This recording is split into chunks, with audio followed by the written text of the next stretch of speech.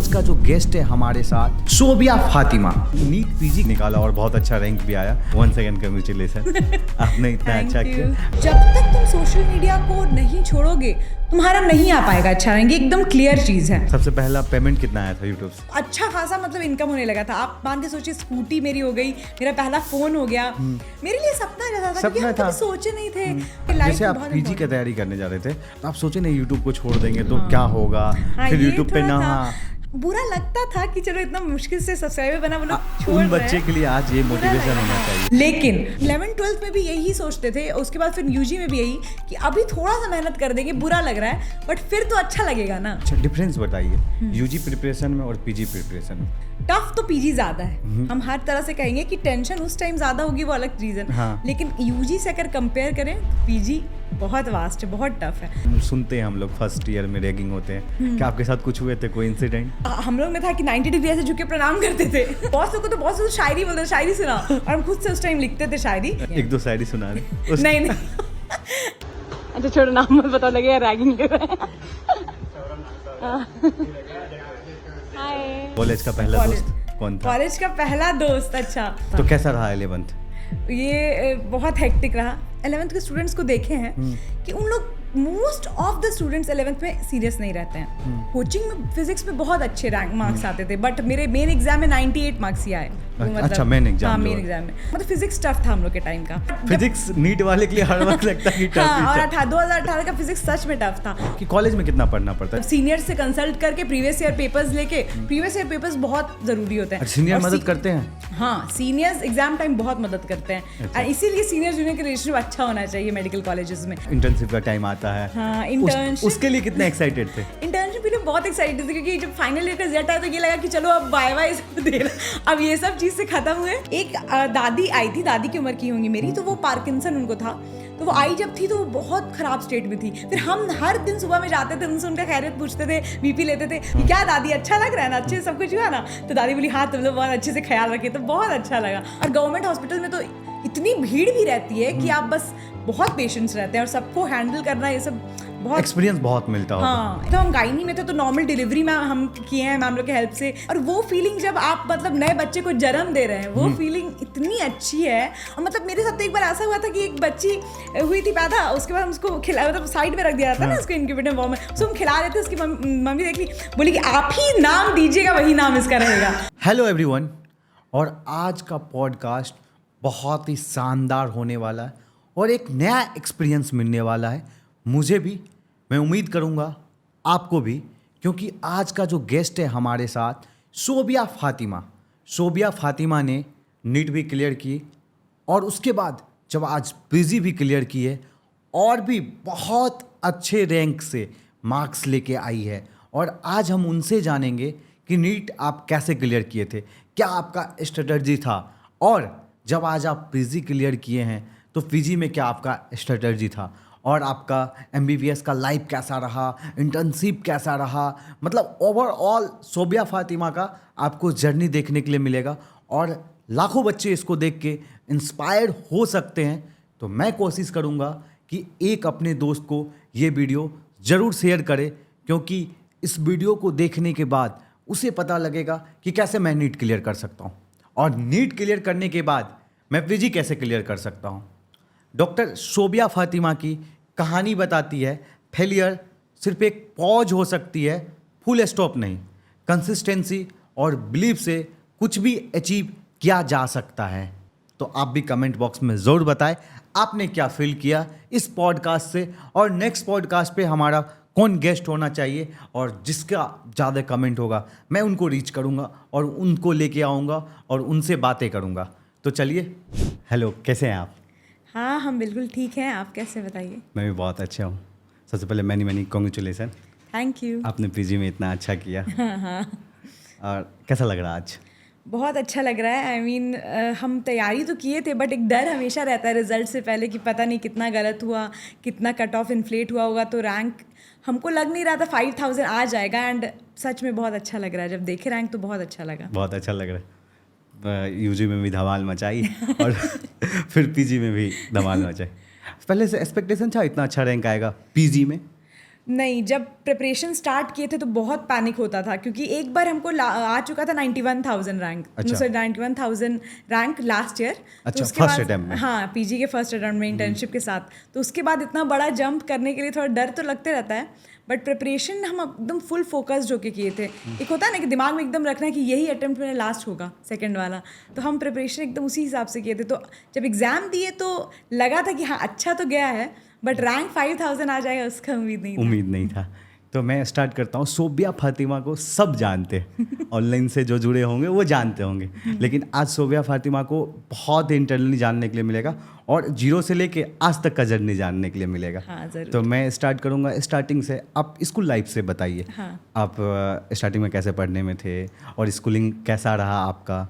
हम सबसे बचपन में क्लास 5th तक हम नर्सरी नहीं पढ़े, LKG to 5th हम DAV वाल्मी से पढ़े थे। ओके। तो उस टाइम ही स्कूलिंग में ही मतलब मेरा रैंक हमेशा अच्छा ही रहता था, मतलब मान के चलिए 2nd 3rd ऐसे क्लास में 5 तक हम आते रहते थे। हाँ, रैंक आता था मेरा। तो अम्मी लोग को इतना आइडिया मिल गया था कि मतलब पढ़ाई की तरफ रुझान है। हाँ, एंड फिर मेरा स्कूलिंग चेंज हुआ ईशा इंटरनेशनल, एंड फिर हम लास्ट में 9, 10, 11, 12 रेडियंट इंटरनेशनल स्कूल से किए। तो हम जिस भी स्कूल में गए वहाँ पे मेरा मतलब हमेशा ग्राफ सही ही रहा, सब टीचर्स हमको पसंद करते थे। एंड रेडियंट में भी मेरा 9th में 10 CGPA, 10th में 10 CGPA सब आया, और 11th 12th में मेरा 92% आया था। तो मतलब अच्छा ही रहा था पढ़ाई मेरी, और डॉक्टर बनने की तरफ इंटरेस्ट भी मेरा बचपन से ही था। अच्छा, चलिए, पढ़ाई तो अच्छी रही। कोई जैसे प्री फाउंडेशन जब स्कूल टाइम में थे, हाँ। तो कोई ऐसी बदमाशी जो क्लास में करते, टीचर गुस्सा होता है, एक टीचर होता है ना, एक बच्चे पे होता है, ये मेरे पे लगे हाँ, रहते हैं। हाँ, वो वैसे टीचर होते थे। आई मीन मेरा ऐसा था ना कि हम हंसते खेलते मस्ती करते हुए मतलब मेरा मार्क्स आ जाता था, ऐसा भी नहीं था हम एकदम स्टूडियस स्टूडेंट थे कि होता ना जो क्लास में सिर्फ बुक्स में ही पढ़े रहता था।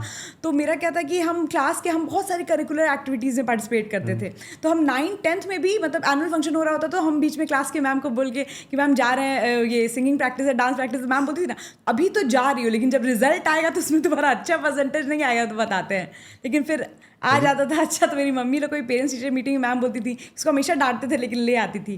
और एक बार की बात है कि हम और मेरी फ्रेंड बैठे हुए थे लास्ट रो में, हम मोस्टली आगे उतना नहीं बैठते थे, पीछे लास्ट रो में बैठे हुए थे। तो एक दूसरी मैम हमको एक अलग काम दी हुई थी कुछ करने का, और ये वाली मैम इकोनॉमिक्स पढ़ा रही थी, तो हम लोग ध्यान ही नहीं दे रहे थे, कुछ और काम कर रहे थे। तो वो पहली बार था मेरी लाइफ में, वो भी इतने बड़े होके कि मैम हम दोनों को उठाई, बोली जाओ बाहर जाके खड़े रहो। हम दोनों बेस्ट फ्रेंड, हम लोग खुशी हुआ कि और लाइफ में पहली बार हम ऐसे क्लास के बाहर ऐसे खड़े हो गए, मतलब हमको ये सब चीज़ें उतना नहीं था।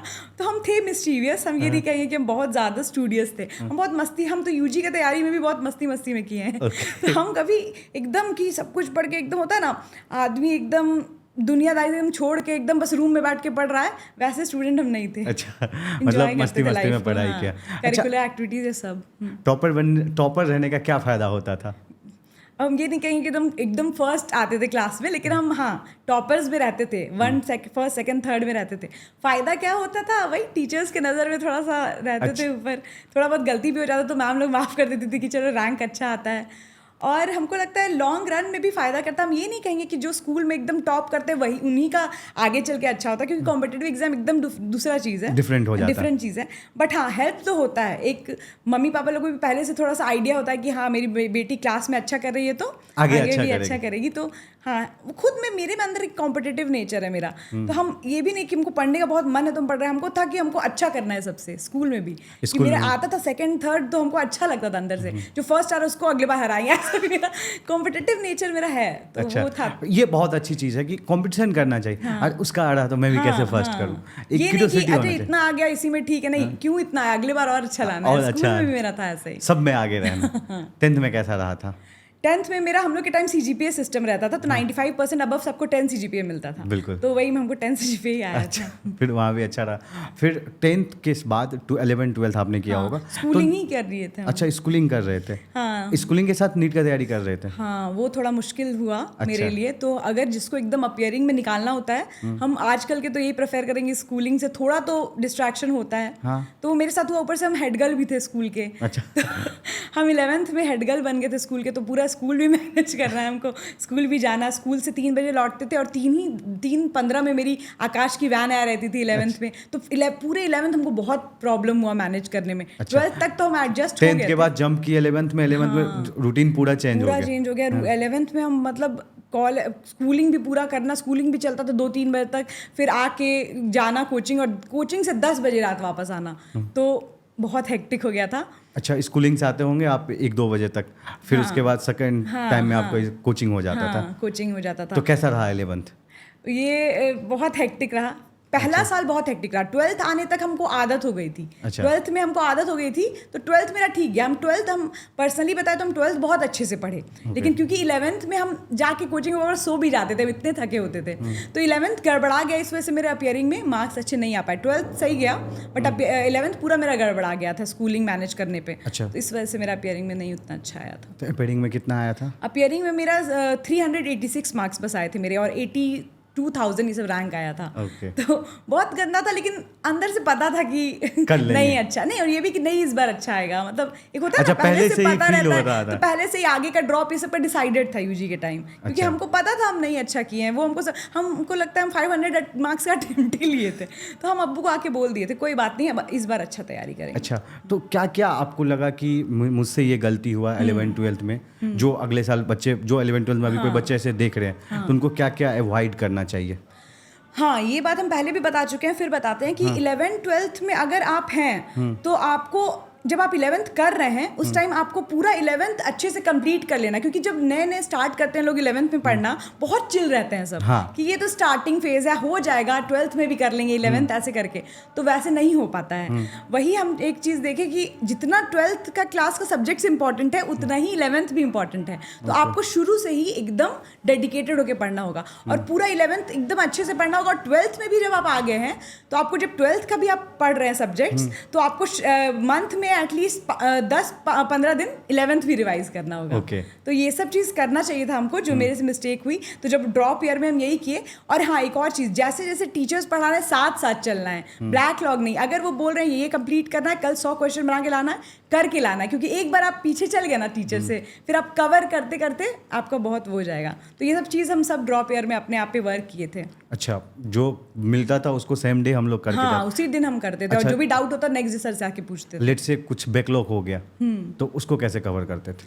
हाँ, कभी कभी ऐसा होता था कि कभी कोई इवेंट हो गया घर में, कभी जाना पड़ गया, तो कुछ बैकलॉग लग गया, तो उसके लिए एक्स्ट्रा टाइम लगा के ही पढ़ना होता था। कुछ ऐसा चीज़ जो अभी सर पढ़ा रहे जो हमको आ रहा है, तो उसको कम टाइम थोड़ा देना, और पुराने वाले को ज़्यादा टाइम देना, कम थोड़ा सोना, मतलब थोड़ा तो करना पड़ेगा सैक्रिफाइस। अगर आपका बैकलॉग लगा है तो उसको आपको मैनेज करने की थोड़ा सा सैक्रिफाइस करना होगा। जैसे बहुत लोग होता है कि दोपहर में भी सोने का आदत है, रात में भी, तो वो पढ़ाई वाले स्टूडेंट को दोपहर में सोने वाला आदत नहीं रखना चाहिए। ठीक है, नैप ले लो 10-15 मिनट का, खाना खाने के बाद, लंच करने के बाद, बट इन्हें कि 3-4 घंटा सो ही रहे दोपहर में, वैसा हम वो चीज़ एकदम अवॉइड करते थे। ये सब चीज़ नहीं, जब पढ़ना है तो पढ़ना है, और क्लास से आने के साथ हम उस चीज़ को रिवाइज करते थे। फिर हम खाना खाने जाते थे। हम क्लास करके आए, हम उसी टाइम रिवाइज करेंगे 1 घंटा में जो भी पढ़ाई हुआ क्लास में, फिर हम कुछ जो ड्रॉप ईयर में ये सब चीज़ हम किए। ओके, मैं स्टडी टाइम की बात करूँ। हाँ, तो 11th-12th में आपके कितने आवर स्टडी थे, सेल्फ स्टडी, और फिर कोचिंग का मिला के बताइएगा, और फिर ड्रॉपर में कितने थे, दोनों बताइए। हाँ, तो 11th-12th में तो जहाँ तक बताया, सेल्फ स्टडी का बहुत कम टाइम मिला हमको। अच्छा। से क्योंकि हम स्कूलिंग में वही 2-3 बज जाता था, फिर कोचिंग में 10 बज जाता था, तो मेरा कोचिंग हफ्ते में 3-4 दिन ही होता था। तो उसके अलावा वाले दिन हम स्कूल से आके पढ़ते थे। बट हाँ, मेरा उतना ज़्यादा नहीं रहा। स्कूल अगर अलग से बात करें, apart from schooling and coaching, तो हम ज़्यादा, मेरे पास मतलब टाइम ही नहीं रहता था। तो और स्कूल का भी बहुत वर्क रहता था, फिर बोर्ड्स भी आने लगते हैं, तो लोग उधर भी इंक्लाइंड हो जाते हैं। तो उधर मेरा, हमको लगता है हम max to max 5 to 6 hours निकालते भी थे, और उस टाइम स्ट्रक्चर भी मेरे पास ढंग से नहीं था। निकाल भी लिए टाइम, तो हम ढंग से पढ़ नहीं पाते थे, मैनेज नहीं कर पाते थे। और फिर ड्रॉप ईयर में हमको लगता है हम मिनिमम 9 to 10 आवर्स तो पढ़ लेते थे। अच्छा। हाँ, सेल्फ स्टडी की बात करें तो अब मिला के 9 to 10 hours, self study 7 to 8 hours रहता था मेरा। हाँ। अच्छा, मैं ड्रॉप ईयर में बात करूँ, तो कभी ऐसा डर हुआ था कि होगा कि नहीं होगा? हाँ, होता है वो हर ड्रॉपर के साथ होता है। हाँ। क्योंकि एक बार आपका खराब गया होता है, आप जानते हैं, तो आपको अंदर अंदर डर लग रहा होता है कि क्या हुआ कि इस बार भी नहीं होगा, इस बार भी नहीं होगा। तो वो डर था। बट मेरा, हम गोल से पढ़े हैं, गोल उस टाइम अचीवर्स बैच आता था जिसका भी 350 से प्लस मार्क्स था, उसमें एक अचीवर्स बैच था, तो हम उसी से पढ़े हैं। उसमें बायो नहीं पढ़ाते थे। अच्छा। बायो मेरा आकाश का बहुत अच्छा बेस था, तो मेरा वही नोट्स था। और मेरे पास एनसीईआरटी था, बायो के लिए एनसीईआरटी ऑलमोस्ट अब काफ़ी होता है। तो उसमें बस ऑर्गेनिक केमिस्ट्री, फिजिकल केमिस्ट्री और फिजिक्स पढ़ाते थे। और वो मेरी क्लास 8 बजे शुरू होती थी और 11:30-12 बजे तक खत्म भी हो जाती थी। और हम एकदम मतलब गोल से जस्ट बगल में हॉस्टल ले लिए थे कि आने जाने वाला प्रॉब्लम हम देख चुके थे, एकदम सटे हुए। तो हम आराम से, मतलब मेरे हर वीक टेस्ट होते थे। तो शुरुआत में तो अच्छे नहीं आते थे, बट कुछ टाइम बाद हर मंडे टेस्ट लेते थे वो लोग। तो कुछ टाइम बाद मेरे 150 स्टूडेंट्स थे हम लोग क्लास में, तो हर वीक टेस्ट में हम हमेशा फर्स्ट कर जाते थे। मतलब हम लोग क्लास वाइज टेस्ट होता था। तो 150 में सर आके हमेशा क्लास से पूछते थे कौन इस बार क्लास में फर्स्ट किया, तो हम खड़े होते। तो एक वो होता ना, आइडिया मिल जाता। मम्मी लोग को रिजल्ट आता था हम लोग के, मम्मी इस बार भी तुम फर्स्ट। मेरे पास फोन नहीं था, तो मेरे पास फोन नहीं था, छोटा फोन था, वो भी अब दूसरे हॉस्टल में शिफ्ट हुआ तो वहाँ फोन ही अलाउड नहीं था। पूरे अपने बैच में आप टॉप कर जाते थे जब ओवरऑल होता था? ओवरऑल में उतना अच्छा नहीं करते थे, ओवरऑल में उतना अच्छा नहीं करते थे। और लास्ट में जब मेरा आने लगा, नीट से पहले का कुछ जो मेन मॉक टेस्ट होने लगता था ऑल ओवर इंडिया, उसमें भी मेरा उतना अच्छा स्कोर नहीं था। बट हम उसको इफेक्ट नहीं होने देते थे खुद में। एक होता ना कि ठीक है चलो कि ये टेस्ट आ रहा है और पूरा होल सिलेबस का, तो उसी का पढ़ना है, नहीं हम अपना रूटीन के हिसाब से पढ़ रहे हैं, टेस्ट आ रहा है दे रहे हैं। तो ऐसा नहीं, मेरा जैसे मेन एग्जाम में 548 मार्क्स आए, मेरे टेस्ट में 480 आते थे, 490 आते थे। बट हम कभी उदास होकर नहीं बैठ जाते थे कि आप नहीं होगा। मतलब इंसान को यही सोचना चाहिए कि मॉक टेस्ट आप दे रहे हैं प्रैक्टिस के लिए, उससे सीखने के लिए, ये नहीं कि वही आएगा आपको, ऐसा नहीं सोचना चाहिए। ओके, बस ये एनालिसिस करना चाहिए कि मैंने इस बार पेपर दिया, क्या मेरे से गलती हुई, क्या गलती हुई, उसको सुधारेंगे। रिपीट नहीं होना चाहिए।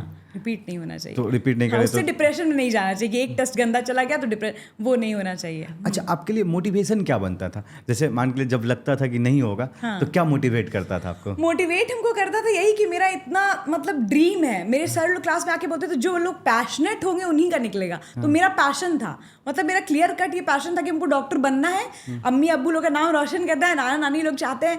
तो मेरे दिमाग में वो घूमते रहता था कि नहीं हमको डॉक्टर बनना है। और उसके लिए अभी खराब आ रहा तो क्या हुआ, अगले, मतलब मेरा बहुत पॉजिटिव थिंकिंग था। अच्छा भी टेस्ट गया, उसके बाद सोचे थे अगले बार इससे भी अच्छा करेंगे। खराब टेस्ट गया तो कोई बात नहीं, इस बार खराब हुआ तो क्या हुआ, अगले बार अच्छा करेंगे। दोनों में पॉजिटिव थिंकिंग। अच्छा, जब पॉजिटिव थिंकिंग लिख जाते तो क्या इफेक्ट होता था कि नंबर अच्छे आते थे, बढ़ते थे? हाँ, ऑब्वियसली पॉजिटिव थिंकिंग बहुत इफेक्ट करता है इंसान को जिंदगी में, हमको तो यही लगता है। अगर आप नेगेटिव थिंकिंग करने लगे तो जैसे तो आगे चल के आपके मतलब पढ़ाई पे वो इफेक्ट करेगा। आप पढ़ते पढ़ते आप सोचने लगेंगे कि क्या फायदा पढ़ के, नहीं आएगा। तो पॉजिटिव थिंकिंग लाइफ में रखना बहुत इंपॉर्टेंट है और मेरे लिए वो बहुत असरदार भी हुआ है। ओके, तो एग्जाम डे जब आया आपका, तो उस दिन का बाप रे, क्या फील कर रहे थे? एग्जाम डे के पहले हम आपको बता दें, हम एग्जाम डे से पहले 3-4 रात से सो ही नहीं पा रहे थे। मतलब मेरी बहन देखती थी, सोती थी मेरे साथ, देखती थी, पूरे रात हम चल रहे होते थे। मतलब पढ़ा हुआ था फिर भी स्ट्रेस देके पूरे रात हम रूम में ऐसे वॉक कर रहे हैं, उसको लगता था क्या हो गया। और जिस दिन एग्जाम था, अम्मी हमको 9 बजे सुलाने भेज दी, हम सुबह 5 बजे तक नहीं सोए हैं, नींद ही नहीं आई हमको। और हमको लग रहा है हम कैसे एग्जाम देंगे, हम सूरज, हमको लगता है हम 1 घंटा सोए होंगे, फिर 6 बजे अम्मी उठा दी चलो चलना है। सब लोग, पूरा फैमिली गया था मेरे साथ। तो और मेरा वही सेंटर पड़ा था जो मेरा लास्ट पेपर था, लोयला हाई स्कूल। तो डर भी लग रहा था, हाँ कि सेम ही सेंटर पड़ गया है, पता नहीं। और मेरे अंदर घुसते के साथ हम जो चप्पल पहन के गए थे, बहुत धूप थी उस दिन, चप्पल पहन के गए थे, उसमें थोड़ा सा मेटल था, हमको चप्पल उतरवा दिए, मेरा पैर जल रहा है उसी में हम खड़े, हमको लगा सब मेरे साथ गलत हो रहा है, पता नहीं क्या होगा। तो बहुत डर तो था ही। बट हाँ, जब पेपर सामने आया और सबसे पहले बायो स्टार्ट की करना, नहीं मेरा बायो जो क्वेश्चन देख रहे हैं वो, मतलब बायो मेरा बहुत अच्छा गया था। तो बायो देख के मेरा मूड थोड़ा अच्छा हो गया था। अच्छा। बायो उस टाइम तो मेरा बायो में 360 320 आया था उस टाइम। तो मेरा बायो बहुत अच्छा गया। लेकिन जब फिजिक्स, फिर केमिस्ट्री में, केमिस्ट्री भी मेरा इनऑर्गेनिक अच्छा गया, ऑर्गेनिक हमको फीलिंग आ जाती है ना एक ही बन रहा है, लेकिन और जो नहीं बन रहा था उसको लास्ट के लिए छोड़ देते। लेकिन जब फिजिक्स सेक्शन में गया, इतना लेंदी क्वेश्चन 2018 में आया था नीट में, मतलब इतना लेंदी क्वेश्चन, हमको लग गया बाप रे बाप, हमको इसी वजह से। हाँ, मेरा कोचिंग में फिजिक्स में बहुत अच्छे रैंक मार्क्स आते थे, बट मेरे मेन एग्जाम में 98 मार्क्स ही आए। अच्छा, मेन एग्जाम में ओवर, तो हम मतलब फिजिक्स टफ था हम लोग के टाइम का, तो थोड़ा डर था। बट फिजिक्स नीट वाले के लिए हर वक्त लगता है कि टफ हाँ, और 2018 का फिजिक्स सच में टफ था। और जब हम निकले, लेकिन इतना आइडिया मिल गया था, जब निकले थे अब्बू लोग पूछे कैसा गया, तो हम इतना बोल पाए थे कि हाँ अब्बू अच्छा गया है, मतलब आप लोग सोचिए कि अब बस रिजल्ट का वेट करिए, अच्छा ही गया है मतलब। अच्छा, पेपर सॉल्व करने का आपका क्या स्ट्रेटजी रहता था? पेपर सॉल्व करने का हम हमेशा से स्ट्रैटेजी यही रखे थे कि हम पहले बायो करते थे और उसके बाद हम करते थे केमिस्ट्री, उसके बाद हम करते थे फिजिक्स। बायो कर रहे हैं तो हमको जो भी क्वेश्चन में हल्का सा भी डाउट लग रहा है क्योंकि नेगेटिव मार्किंग है, उसको हम उस टाइम छोड़ देते थे। अच्छा। हम सोचते थे वो लास्ट में। फिर केमिस्ट्री कर रहे हैं, केमिस्ट्री में भी जो क्वेश्चन में हमको उतना आइडिया नहीं है उसको छोड़ दे रहे हैं, और उसके बाद फिर फिजिक्स कर रहे हैं। तो और लास्ट में जो भी नहीं बना वो लास्ट में कर रहे हैं। और मेरा बायो में हम ट्राई करते थे कि 1 घंटा से पहले कंप्लीट हो जाए बायो। 40 to 50 मिनट्स में हम कंप्लीट करते थे, फिर ताकि हम ज़्यादा टाइम फिजिक्स केमिस्ट्री को दे पाए। अच्छा, जो आपका टफ चैप्टर्स होगा उसको कैसे आप सॉल्व करते थे?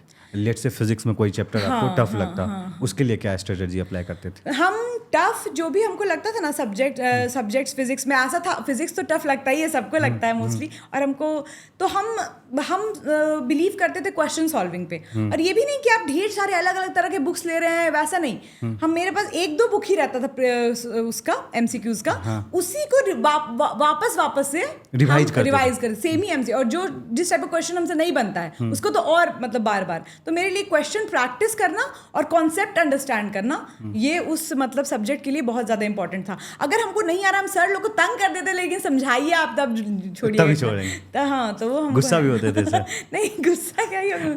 आपके फेवरेट टीचर कौन थे उस टाइम पे? तीनों टीचर मेरे फेवरेट थे। हमको ऑर्गेनिक केमिस्ट्री पढ़ाते थे, हमको फिजिक्स फारूक सर पढ़ाते थे, वो भी मेरे फेवरेट थे।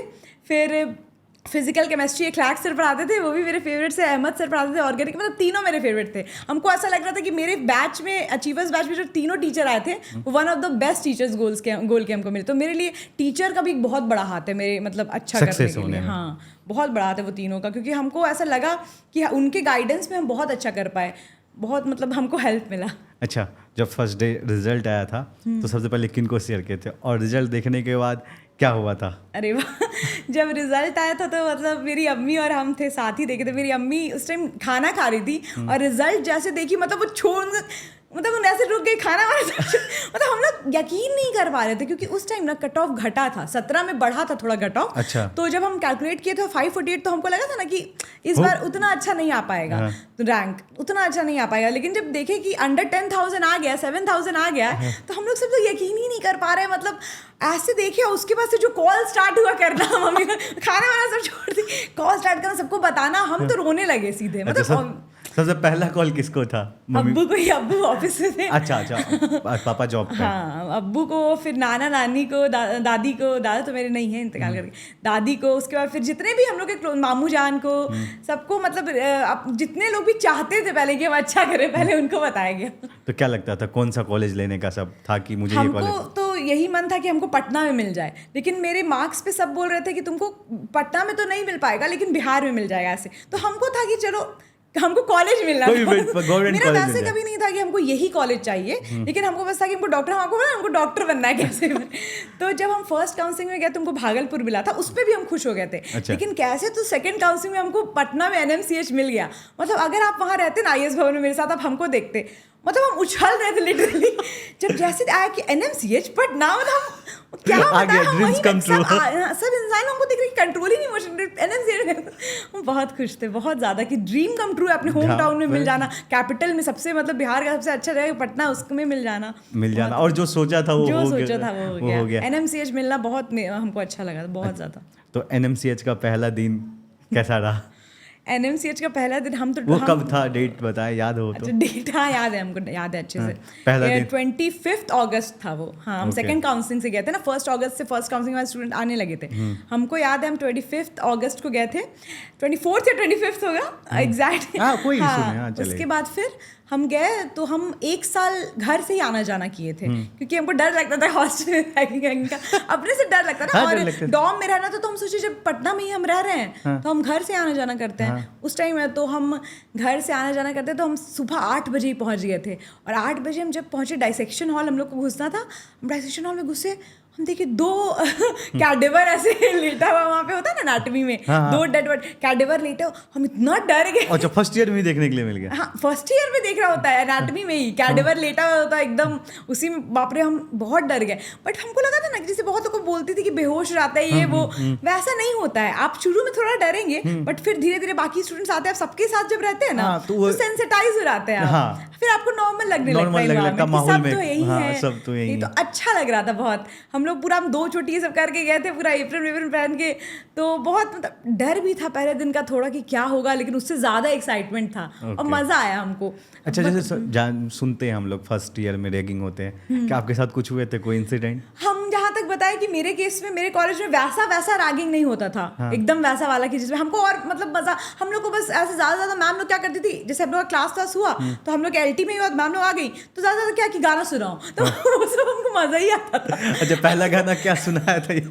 अब वो तो इतना पुराना बात है कि पहला गाना तो नहीं आता, बट हमको कुछ बॉस लोग को सुना है। अच्छा, अपने सीनियर को बॉस बोलते हैं? हाँ, हम लोग मेरे कॉलेज में बहुत जगह सर भी बोलते हैं, हम लोग बॉस और मैम बोलते थे। अच्छा। तो हाँ, तो बॉस लोग को तो बहुत शायरी बोलते थे, शायरी सुना, और हम खुद से उस टाइम लिखते थे शायरी। अच्छा। बहुत सारी शायरी लिखते थे। अब तो ये सब टाइम ही नहीं मिलता है, उस टाइम हम बहुत लिखते थे। एक पेज बनाए हुए थे उस टाइम, 1000 फॉलोअर था मेरा आने से पहले नीट में।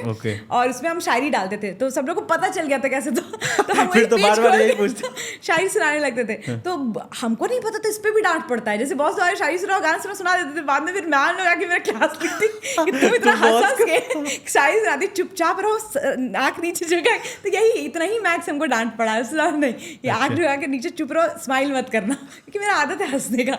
तो यही हमको डांट पड़ा था। और बाकी हम घर से आना जाना करते तो हॉस्टल वाला रैगिंग ये सब नहीं फेस किया। 1-2 शायरी सुना रहे? नहीं और एक तो शायरी की मोटिवेशन मिली हमको अपनी अम्मी से आई। वो एक शायरा है, बहुत अच्छा वो शायरी लिखती हैं, बहुत अच्छा नज़म और गज़ल लिखती हैं। तो हमको भी थोड़ा इंटरेस्ट था। तो उस टाइम की उतनी पुरानी शायरी तो नहीं, लेकिन नीट पीजी की तैयारी करते वक्त भी एक दिन, आप सोचिए, तैयारी करते करते भी एक दिन मेरे दिमाग में ख्याल आया तो हम कुछ लिखे, वो अपने आप को मोटिवेट करने के लिए। और बहुत लोग और मोटिवेट होंगे, हम सुनाते हैं। वो ऐसे है, कहते हैं मुश्किल है उड़ान भरना, कहने दो उन्हें हम भर लेंगे, तुम देखते जाना हम कर लेंगे। संसार से वास्ता तोड़ना पड़ेगा, तोड़ लेंगे। ऐशो आराम से मुंह मोड़ना पड़ेगा, मोड़ लेंगे। आसान है क्या कुछ जग में, सोच के देखो। जुनून बहता है रग में, खोज के देखो। मुफ्त मिले जो कामयाबी, उसमें क्या ही मज़ा। अपनी मेहनत से जो हासिल हो, अहम है वही जज़ा। बहुत सारे ताने सुनने पड़ेंगे, सुन लेंगे। खुली आँखों से ख्वाब बुनने पड़ेंगे, बुन लेंगे। ख्वाब को हकीकत बनाना पड़ेगा, बना के दिखाएंगे। अपने माँ बाप के हिस्से का कमाना पड़ेगा, कमा के दिखाएंगे। फिर कॉलेज स्टार्ट हो गया, सेकेंड ईयर स्टार्ट हुआ। तो फर्स्ट ईयर के बाद सेकंड ईयर में जब मूव किए तो क्या फील कर रहे थे? सेकंड ईयर में जब गया तो जूनियर्स लोग आए, हमको मैम बोले थे। उसका हम लोग में था कि 90 डिग्री ऐसे झुके प्रणाम करते थे फर्स्ट ईयर हम लोग को। तो वो एक होता है ना, अपने अचानक से सीनियर बन जाओ तो अलग ही खुशी होता है। और उस टाइम रूम मिल गया था हमको हॉस्टल में, तो हम हॉस्टल भी शिफ्ट कर गए थे। तो हाँ, एनएमसीएच में शिफ्ट कर गए थे। कैसा है एनएमसीएच का माहौल? अच्छा है, हमको अच्छा लगा माहौल। मतलब हमको कभी भी इंटिमिडेटिंग नहीं लगा कि बहुत सीनियर लोग भी बहुत एक्सेस प्रेशर, और अब तो और चिल हो गया है। अच्छा। हम लोग जब सीनियर बने हम तो एकदम चिल थे। हमको नहीं लगता हम आज तक एक कभी वैसा रैगिंग नहीं होगी, हमसे हो ही नहीं पाता था। मतलब मेरा वैसा नेचर ही नहीं है, हम डांट भी नहीं पाते हैं किसी को ढंग से। तो हम जाके भी हंसी मजाक के हाँ क्या नाम है तुम्हारा इतना करके निकल जाते थे। अच्छा। तो मेरे टाइम से तो हम लोग की 2018 में यूनिफॉर्म ये सब भी था। हाँ। लेकिन 2019 से सब हट गया। मतलब मान के चलिए 2019-20 से जो हल्का फुल्का भी रैगिंग होता था वो भी हट ही गया। मतलब बहुत हल्का, मतलब बिल्कुल ना के बराबर हो गया। तो हमको लेकिन बहुत अच्छा फीलिंग आता है जब सब लोग मैम बोलती थी, वो सब हमको बहुत मानती थी। और जब हम 20 बैच वाली लोग आई, उस टाइम तक मेरा यूट्यूब चैनल भी बन चुका था। तो वो लोग तो अलग ही शौक से आती थी, एनएमसीएच ही लेना क्योंकि मैम अच्छा, फिर पहले आपको जान के ही आती होगी। हाँ, 20 बैच वाली 19 बैच वाली के टाइम तो मेरा नहीं था चैनल, फिर भी उन लोग हमको मानते। बट 20 बैच जब आया उस टाइम मेरा अलग ही क्रेज था, हमको अच्छा लगता था। आगे सेल्फी क्लिक कर, साथ वाले को वो भी होता था पता नहीं, बट हमको बहुत खुशी मिलती थी। सब आके सेल्फी देखो, सब सोफिया से ही बात कर रही है। हाँ, ये तो होता है जब इंसान थोड़ा ज्यादा पॉपुलर हो जाता है तो साथ वाले लोगों को थोड़ा तो लगता है। बट हम सबसे अच्छे से रहते थे। हम किसी से दुश्मनी नहीं करते, सबसे मिलजुल के रहते थे। अच्छा, आप सबसे पहले किसका रैगिंग लिए थे और क्या पूछे थे? हमको याद है, हम एक ऐसे ही सब लोग बोले थे कि चलो जूनियर लोग क्लास में तुम भी चलो, तो हम भी चले गए थे। तो एक लड़का था बैठा हुआ था, उसका नाम संस्कार था। और हमको याद है, हम शालिनी उसकी फ्रेंड थी, तो उसी के साथ हम गए थे रैगिंग लेने। तो हम बस बैठ के हम बोले नाम क्या है तुम्हारा, हम लोग में ऐसे इंट्रोडक्शन देना होता था हिंदी में, तो वो सबको याद करना होता था। तो वही मेरा नाम ऐसे करके ऐसे एनाटमी वाले पोजीशन में सबको अपना इंट्रोडक्शन देना होता था। तो हम बस वही पूछे थे, फिर हम गाना सुन लिए थे। फिर यही सब हमको नहीं उतना रैगिंग लेने आता था। मेरा यही था बस, हल्का अच्छा, फुल्का, हम उसी में मजा आ जाता था हमको। तो कॉलेज लाइफ का सबसे बेस्ट डे क्या रहा था आपका?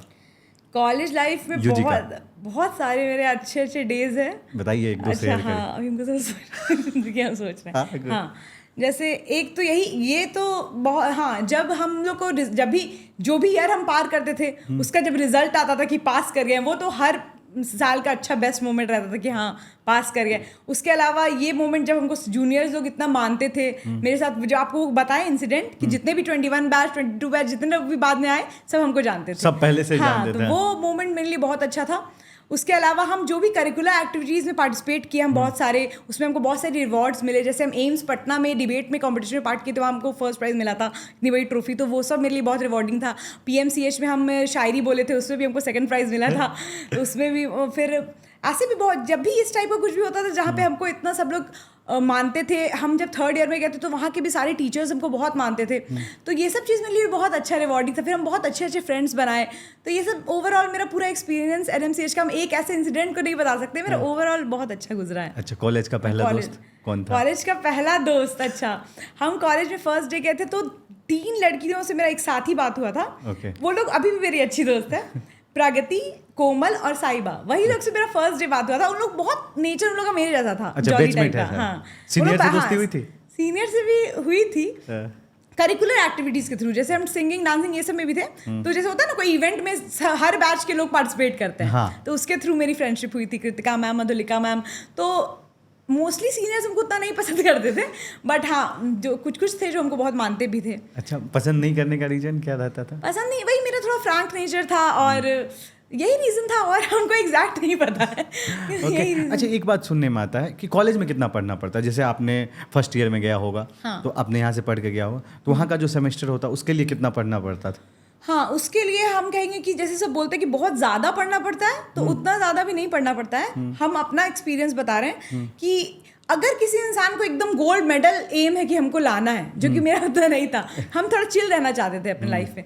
जिसको एकदम गोल्ड मेडल लाना उसको ऑब्वियसली बहुत ज़्यादा पढ़ना पड़ेगा। बट जिनको एक डिसेंट स्कोर ला के पास होना है, एक डिसेंट स्कोर लाना है, तो उनके लिए ऐसा नहीं कहना कि एकदम नहीं पढ़ना पड़ेगा। जैसे आज आप क्लास किए तो आप हर दिन 2-3 घंटा निकाल के हर दिन 2-3 घंटा भी पढ़ोगे ना तो आपका ठीक है। और एग्जाम टाइम आप ऑब्वियसली ज़्यादा है, जब एग्जाम का रिजल्ट डेट शीट, हम लोग का मेन वही उसी टाइम विग्रस पढ़ाई होता था। जब टाइम टेबल आ जाता था एग्जाम का, उस टाइम हम लोग एकदम सीनियर से कंसल्ट करके प्रीवियस ईयर पेपर्स लेके, प्रीवियस ईयर पेपर्स बहुत ज़रूरी होते हैं। सीनियर मदद करते हैं? हाँ, सीनियर्स एग्जाम टाइम बहुत मदद करते हैं। और इसीलिए सीनियर जूनियर का रिलेशनशिप अच्छा होना चाहिए मेडिकल कॉलेजेस में। बोन, जैसे हम लोग एनाटॉमी में बोन ये सब से पढ़ना होता था, तो बोन्स भी हम लोग को सीनियर्स ही देते थे, ला के देते थे। हाँ, तो सीनियर्स लोग हेल्प तो करते हैं, हमको भी किए।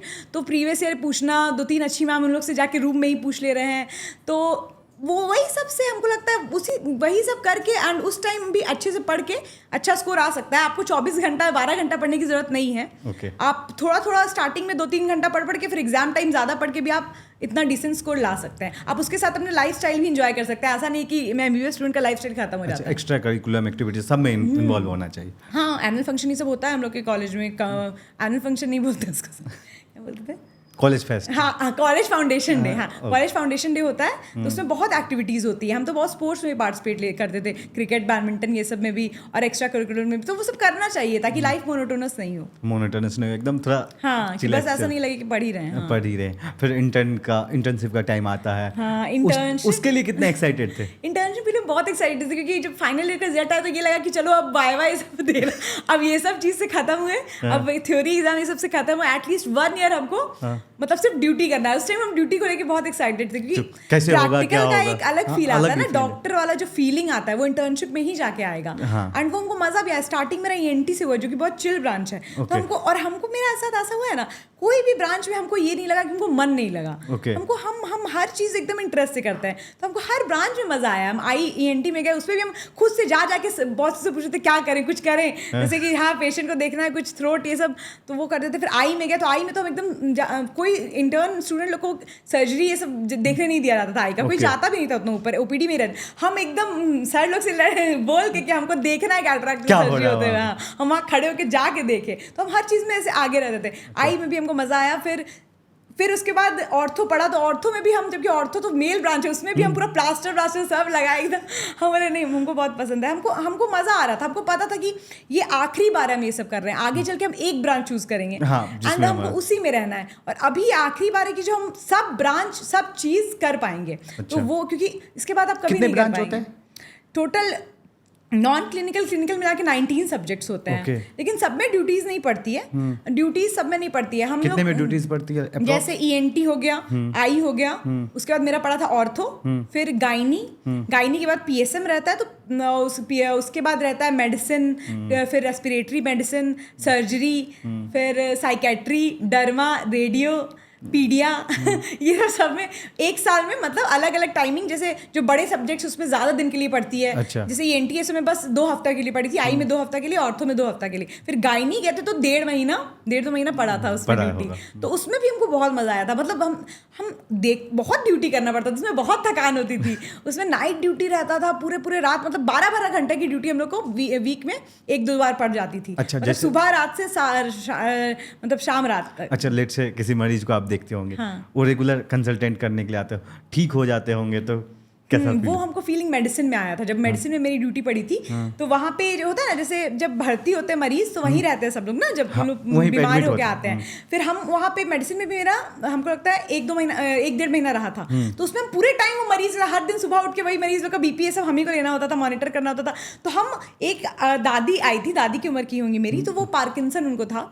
तो वो आई जब थी तो वो बहुत ख़राब स्टेट में थी। फिर हम हर दिन सुबह में जाते थे, उनसे उनका खैरियत पूछते थे, BP लेते थे। फिर हम उनको 1-2 हफ्ता में रिकवर होते हुए देखे, क्योंकि आप हर बार जा रहे हो, पूछ रहे हो ठीक हो रहा है। फिर जब लास्ट में हम उनका, एक पता है, लास्ट में हम मेडिसिन का पूरा व्लॉग बनाए थे, उनमें उनसे स्पेशली जाके पूछे तो वो एकदम ठीक हो गई थी कि क्या दादी अच्छा लग रहा है ना, अच्छे से सब कुछ हुआ ना? तो दादी बोली हाँ, तुम लोग बहुत अच्छे से ख्याल रखे। तो बहुत अच्छा लगा हमको, वो चीज़ बहुत अच्छा लगा। और अपने साथ वाले जितने पेशेंट को हम रिकवर होते देखे उसी वार्ड में मेडिसिन में, बहुत अच्छी फीलिंग आई। अच्छा, ऐसा होता है जैसे पेशेंट देख रहे हैं तो बहुत सारे को देखते होंगे, तो फिर घर जाते होंगे तो ख्याल रहता होगा कि मैं इसको देख के आए हैं, कि मतलब चलता रहता है कि आगे क्या इसको मेडिसिन देना। हाँ, वो चलते रहता है।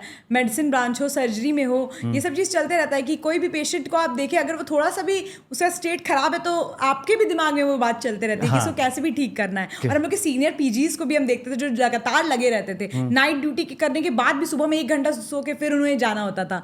तो वो सब उनका स्टेटस देखते थे, फिर लगता था कि कितना ये लोग करते हैं। और गवर्नमेंट हॉस्पिटल में तो इतनी भीड़ भी रहती है कि आप बस, बहुत पेशेंट्स रहते हैं और सबको हैंडल करना, ये सब बहुत एक्सपीरियंस बहुत मिलता होगा। हाँ, इंटर्नशिप में ही हमें बहुत आइडिया मिल जाता है। और NMCH में इंटर्नशिप करके तो सही में बहुत हम लोग को हैंड्स ऑन भी मिला। मतलब हम गायनी में थे तो नॉर्मल डिलीवरी में हम किए हैं, मैम लोग के हेल्प से सिजेरियन सेक्शन में सूचर जैसे मारे हैं, तो बहुत चीज़ का आइडिया हमको मिला। और वो फीलिंग जब आप मतलब नए बच्चे को जन्म दे रहे हैं, वो फीलिंग इतनी अच्छी है। और मतलब मेरे साथ तो एक बार ऐसा हुआ था कि एक बच्ची हुई थी पैदा, उसके बाद हम उसको खिला, मतलब साइड में रख दिया था ना उसको इनक्यूबेटर वार्म में, उसको हम खिला रहे थे। उसकी मम्मी देख ली, बोली कि आप ही नाम दीजिएगा, वही नाम इसका रहेगा।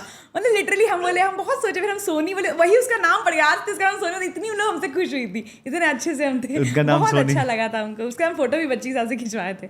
तो ये सब बहुत मेमोरेबल मोमेंट्स था मेरे लिए। अच्छा, जैसे सारे ब्रांच में आपने ड्यूटी किया, तो सबसे बेस्ट एक्सपीरियंस किसमें रहा?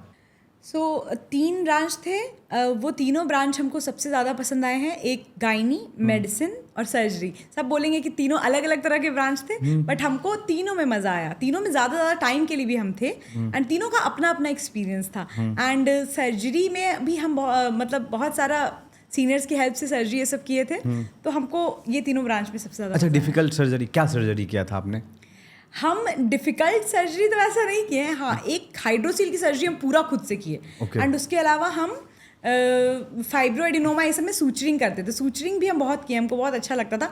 सब क्यूटिकुलर सूचरिंग ये सब हम किए, तो यही सब एक्सपीरियंस में बहुत मज़ा आया। फिर इमरजेंसी ड्यूटी भी हमारी लगती थी, एंड इमरजेंसी ड्यूटी में बहुत बार ऐसा होता है कि एकदम क्रिटिकल पेशेंट आ जाते थे, एंड फिर उनका बहुत बार होता है जैसे हेड फ्रैक्चर या फिर उसमें सूचरिंग ये सब करना होता था। तो हम लोग को सीनियर सिखाते थे ऐसे करना है, तो हम लोग उस टाइम कैसे क्रिटिकली मैनेज करना है, तो पूरा अच्छे से ब्लीडिंग हटा के सूचर सब, तो वो सब में भी हम लोग रहे हैं, देखे हैं। अच्छा, कभी ऐसा हुआ कि किसी पेशेंट को देख के इमोशनल हो गए? हाँ, बहुत। एक बार आई थी, एक सर्जरी में ही मेरी इमरजेंसी लगी थी, तो एक आंटी का उसी टाइम ऑटो से एक्सीडेंट हो गया था। तो उनको लेके आया गया था, तो ऑटो मतलब पलट गया था, तो उनका पूरा मतलब पैर पूरा स्लिट कर गया था, पूरा मतलब कट गया था, तो बहुत खराब लगा था हमको देख के। फिर उनको, और वो मेरा शायद फर्स्ट डे ही था इमरजेंसी ड्यूटी का, तो और हमको आदत नहीं थी देखने की, तो और ख़राब लगा था। फिर उनका पूरा क्लीन व्लीन ये सब हम किए थे, फिर आके सीनियर्स लोग बाकी फिर प्रोसीजर किए थे। अच्छा, तो ड्यूटी में कभी मन होता था यार परेशान हो गए, आज तो इतने पेशेंट को देख लिए? नहीं, शुरुआत में उतना नहीं लगता था। हाँ, उस टाइम लगता था, पीडिया में ऐसा लगा था, क्योंकि पीडिया के टाइम ही ना हम लोग का एग्जाम का डेट भी बहुत पास आ गया था। मेरे इंटर्नशिप के बीच में ही मेरा फर्स्ट अटेम्प्ट हुआ था ना नीट पीजी का। उस टाइम हमको मन करता था कि हमको थोड़ा टाइम मिल जाता कि हम पढ़ पाते। समझ रहे हैं? ऐसे हमको नहीं लगता, अगर नहीं एग्जाम वाला होता ना तो हमको उतना प्रॉब्लम नहीं लगता था, क्योंकि अपना तो पैशन था, बनना था डॉक्टर। लेकिन उस टाइम फील होता था कि हमको थोड़ा सा टाइम चाहिए पढ़ने के लिए, तो उस टाइम थोड़ा सा लगता था कि मतलब ज़्यादा हो रहा है। और पीडिया में थोड़ा इंटर्नशिप बाकी डिपार्टमेंट से हेक्टिक भी था। बाकी डिपार्टमेंट में था कि नाइट ड्यूटी अगर इंटर्नशिप का लगता था तो नेक्स्ट डे छुट्टी हो जाती थी। जैसे अगर नाइट ड्यूटी लगा सुबह 5 बजे तो नेक्स्ट डे छुट्टी। पीडिया में था कि सुबह 5 बजे लगी नाइट ड्यूटी तो आपको फिर 9 बजे आना है हम लोगों को, तो इसलिए थोड़ा हेक्टिक उस टाइम लगा था हमको। ओके, अब मेरे मन में जो आ रहा क्वेश्चन, नीट पीजी का कब से प्रेशर बनना स्टार्ट हो जाता था?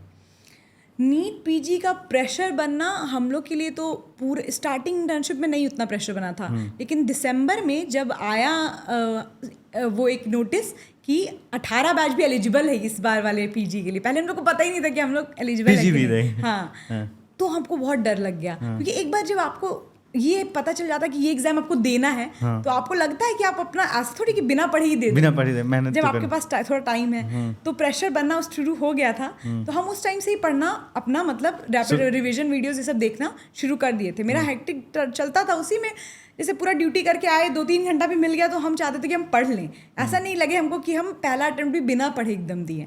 तो प्रेशर बनने लगा था, और फिर हम लोग का पोस्टपोनमेंट भी हो गया था। मतलब पीडिया मेरा खत्म हुआ, उसके बाद मेरा 23 जून को एग्जाम होने वाला था। उस टाइम तक हमको लगता है हम फिर भी थोड़ा बहुत पढ़ लिए थे, एग्जाम ठीक से चल जाएगा। एग्जाम के एक रात पहले पता चलता है कि पोस्टपोन हो गया एग्जाम, और उसके बाद फिर होने कब हुआ 11 अगस्त को। वो जो पोस्टपोनमेंट हुआ ना, उसके बाद से हम ढंग से पढ़ ही नहीं पाए फिर। अच्छा। सर्जरी में ड्यूटी स्टार्ट हो गई, तो हम सोचे कि इंटर्नशिप भी इंपॉर्टेंट है, हम ज़्यादा उधर ध्यान देने लगे, इस वजह से मेरा रैंक 91,000 आया। अच्छा नहीं आया। अच्छा, इंटर्नशिप के साथ ही फर्स्ट पीजी का अटेम्प्ट हो जाता? इंटर्नशिप से पहले, इंटर्नशिप तो मेरा बाद में खत्म हुआ, उसके अच्छा, पहले पीजी टेस्ट का एग्जाम हो गया। हाँ, इंटर्नशिप तो मेरा बाद में खत्म हुआ। इंटर्नशिप मेरा खत्म हुआ 15 अगस्त को, मतलब कुछ ही दिन पहले हुआ, और 11 अगस्त को एग्जाम हुआ। 11 अगस्त को एग्जाम हो गया, 15 को इंटर्न। फर्स्ट अटेम्प्ट में नहीं हुआ, सेकेंड अटेम्प्ट में आपने पीजी निकाला और बहुत अच्छा रैंक भी आया, 5453। ओके, 5450। 1 सेकेंड, कंग्रेचुलेसन, आपने इतना अच्छा किया। अच्छा, मैं ये जानना चाह रहा हूँ, देखिए नीट के यूजी की बात कर रहा हूँ और पीजी की बात कर रहा हूँ, और दोनों के टाइम में जो प्रेशर था, ज़्यादा कब था प्रेशर, नीट यूजी के या वक्त या पीजी के वक्त? ऐसे अगर पर्सनल बोले तो ऑब्वियसली यूजी के वक्त ही ज़्यादा रहता है किसी को भी, क्योंकि उस टाइम आप कुछ बने नहीं हैं, आपका कोई आइडेंटिटी नहीं है। उस टाइम आपको अपने आप को प्रूव करना है, वरना आप नॉर्मल हो जाएंगे। मतलब आप जैसे पीजी के टाइम एटलीस्ट आप एक डॉक्टर हैं, हम ये कह रहे हैं, प्रेशर तो दोनों में ही है, दोनों में है, नो डाउट। लेकिन एटलीस्ट आप पीजी अगर नहीं भी निकालते हैं तो आप जॉब कर सकते हैं, आपको लोग डॉक्टर, एमबीबीएस डॉक्टर बोलेगा। बट यूजी से पहले आपकी खुद की कोई आइडेंटिटी नहीं है, कोई करियर नहीं है, आप 12th पास है, वही है। आप यूजी के टाइम क्रैक करना मतलब डॉक्टर बनना, तो वो एक अलग प्रेशर है, वो ऑब्वियसली ज़्यादा है पीजी से। अच्छा, नीट पीजी के टाइम, नीट यूजी के टाइम पे। अच्छा, 1 साल में आप पीजी का तैयारी कैसे किए? बहुत सारे बच्चे ऐसे हैं इस वीडियो को देख रहे हैं, वो फर्स्ट ईयर में होंगे मेडिकल कॉलेज में, सेकेंड ईयर में होंगे, उनको भी लग रहा है कि मैं पीजी दूंगा, तो क्या उनका स्ट्रेटजी होना? आजकल तो सब लोग ही प्रिपेयर कर रहे हैं। मेरा स्ट्रैटेजी यही रहा था कि हम जब इंटर्नशिप में पढ़े तो उस टाइम हम एक स्ट्रक्चर्ड वे में नहीं पढ़ पाते थे, हमको बस थोड़ा सा टाइम मिलता था तो पढ़ लेते थे।